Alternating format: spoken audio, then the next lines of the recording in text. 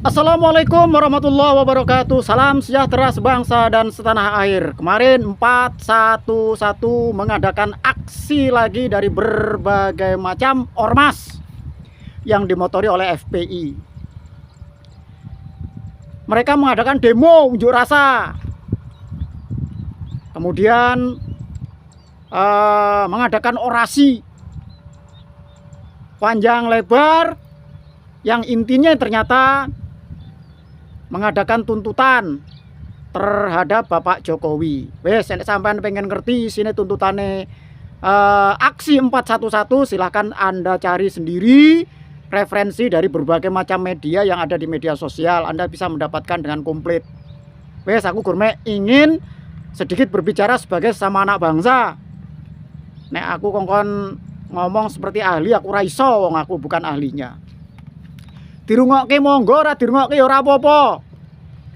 Tapi terus terang saja kalau yang demo itu dimotori oleh FPI dan kawan-kawan, saya tidak ada rasa khawatir kalau rusuh.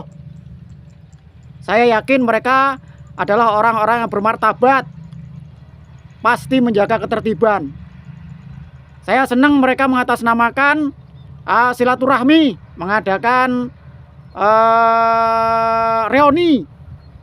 Wes, ben ora pedhot toyote, ben tetap terjalin silaturahmi antar umat beragama ataupun sesama umat beragama. Kalau mereka itu biasanya demo, mereka menjaga ketertiban seperti apa yang telah mereka lakukan sebelum-sebelumnya, bersih sampah, kemudian mereka ibadah bareng, makan bareng. Itulah sikap mereka, sifat mereka, tabiat mereka apabila mereka melakukan aksi. Namun yang sedikit ingin saya tanggapi adalah tentang tuntutan yang mereka sampaikan, yaitu mereka ingin atau memohon atau meminta wes opo sing cocok untuk menggambarkan tuntutan itu agar Presiden Jokowi atau Bapak Jokowi diadili dengan berbagai macam catatan kesalahan yang menurut mereka apabila kesalahan Pak Jokowi itu diinventarisir, ditumpuk mulai teko bumi kene tumpuk sundul nganti tekan rembulan. Oke ya. Baik. Saudara-saudara sebangsa dan setanah air, pikiranku gurmek koyok ngene. Apabila seorang pemimpin itu dalam mengambil keputusan, kala mengambil kebijakannya di masa dia menjabat sebagai pemimpin, kemudian dianggap melakukan suatu kesalahan, kemudian dia dituntut di depan pengadilan dan dihukum, ya ora enak sing gelem dadi pemimpin. Abot dadi pemimpin kuwi. Nah, oleh sebab itu karena ini merupakan suatu bentuk dari tuntutan unjuk rasa, ya monggo terserah. Ini guru pandangan kutok sebagai rakyat biasa. Kemudian yang saya rasakan juga, apakah ini tidak tendensius? Artinya tendensius, tuntutan itu didasari oleh keadilan atau kebencian. Justru yang saya rasakan, tuntutan itu, demo itu didasari oleh kebencian terhadap pribadi Pak Jokowi saja. Sehingga kesalahan apa yang dilakukan oleh Bapak Jokowi, ingat, ini aku berbicara tentang masalah kesalahan ya, yang masih belum tentu bisa dibuktikan secara hukum. Dianggap itu ya belum tentu bener-bener melakukan sesuatu yang salah. Nah, yang namanya juga anggapan. Kalau ngomong apa lagi mau lali. Oke. Kalau tuntutan itu didasarkan oleh bukan kebencian terhadap pribadi Pak Jokowi saja, tetapi karena kecintaannya terhadap bangsa dan negara ini, seyogyanya, sebaiknya. Ini karena saya peduli terhadap ormas yang mengatasnamakan diri kemudian pada 411 itu sebagai ormas yang seharusnya saya sendiri juga menjadi bagian dari kalian.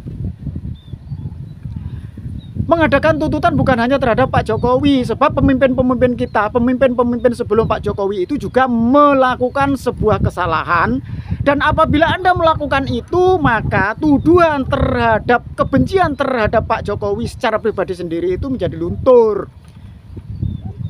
Paham gak ini maksudnya? Jadi kalau sampean itu tidak hanya menuntut kerja Pak Jokowi saja, tidak hanya menuntut terhadap Pak Jokowi saja atas kebijaksanaannya, yang bisa menafsirkan seseorang itu tuntutan Anda itu akibat kebencian secara pribadi terhadap Pak Jokowi, maka seharusnya Anda itu juga melakukan tuntutan terhadap pemimpin-pemimpin sebelumnya yang juga bisa dianggap melakukan suatu kesalahan. Contoh nih, ingat nggak pada saat Timur lepas dari negara Republik Indonesia, waktu itu pemimpin kita, presiden kita adalah Bapak Baharudin Yusuf Habibie.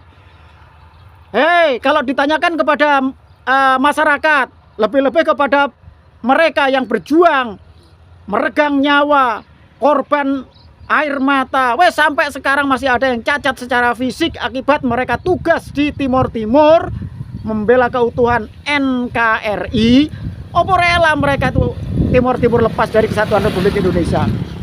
Saya yakin jawabannya ada pasti tidak. Nah, pada saat itu Presiden Habibie melalui keputusannya melepaskan Timur dari negara kesatuan Republik Indonesia. Loh, di mana saat itu Anda? Aksi Anda tuh bagaimana?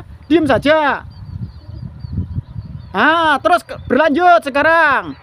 Pada saat pemerintahan Ibu Megawati, kita sudah sama-sama tahu bahwa Indosiat lepas juga dari negara Republik Indonesia.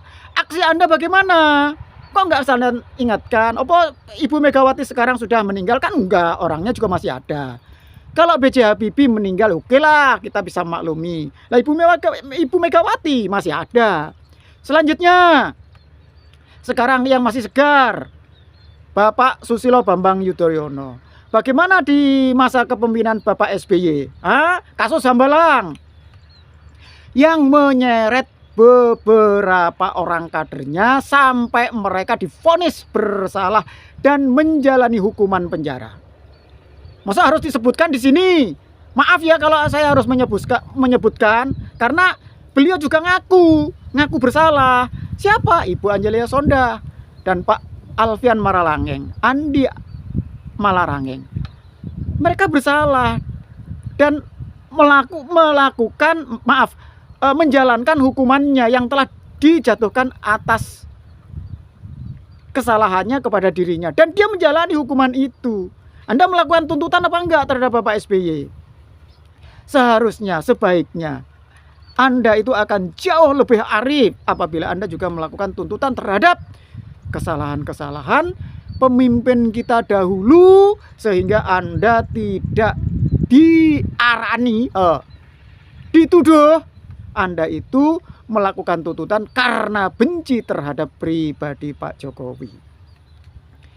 Pak Jokowi itu loh keputusannya yang kalian anggap salah itu. Pak Jokowi itu loh tidak melegalkan prostitusi, tidak melegalkan perjudian, tidak melakukan lokalisasi perjudian, tidak melegalkan minuman keras dan lain sebagainya, yang kebijaksanaannya, keputusannya di masa ia memimpin jelas-jelas mencederai umat, terutama adalah umat yang beragama. Ayo anak ya, aku melu demo.